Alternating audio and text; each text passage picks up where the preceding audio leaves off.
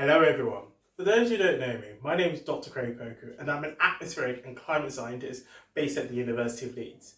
In today's video, we are going to be discussing atmospheric pressure and more importantly how our atmosphere can have the capability of crushing an empty can of Coke. So let's go through this, shall we? My housemate had this earlier this week, but the main reason why this can of Coke has not imploded is because the pressure that is being pushed onto the can is equivalent to the pressure that's being pushed from the inside out of the can. So essentially you've got equal forces. Now, there is one way that we can change this, and this is by changing the air pressure within the can. And the way that we can do this is by utilising this idea of evaporation and condensation. So for this experiment, we all need the following. So you need an empty can of Coke. You also need some water, some tongs, trust me, you'll thank me later. And also here, I've also got a bowl of ice water that I've had chilling for about 20 minutes.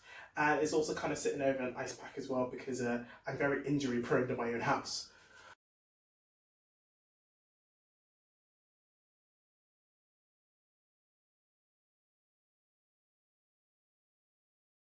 Right, so as it stands at the moment, we have put some water into the can, we have put it over heat, and what we can see is that steam is now coming out. So this is the bit where you get the really cool implosion. So, with our tongs,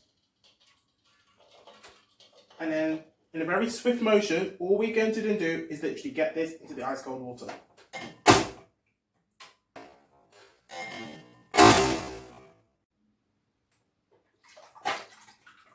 And here, we have our imploded can. So now the question is, how is it that us pouring water into this can, heating it over our hob, and putting it into a bowl of ice water, resulted in it imploding? When we pour water into the can itself, the water is in a liquid state.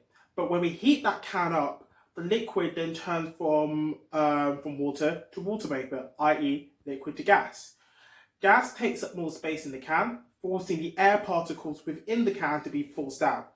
And so when we then put the can into the cold water, it was going back from a gas to a liquid, but because there is now less air in the can, the air pressure inside is less and hence the can is then going to implode. So that's it from me today. Thank you for everybody who tuned in and decided to actually check out this experiment, as well as also understanding why the can imploded. I hope you have a really good day.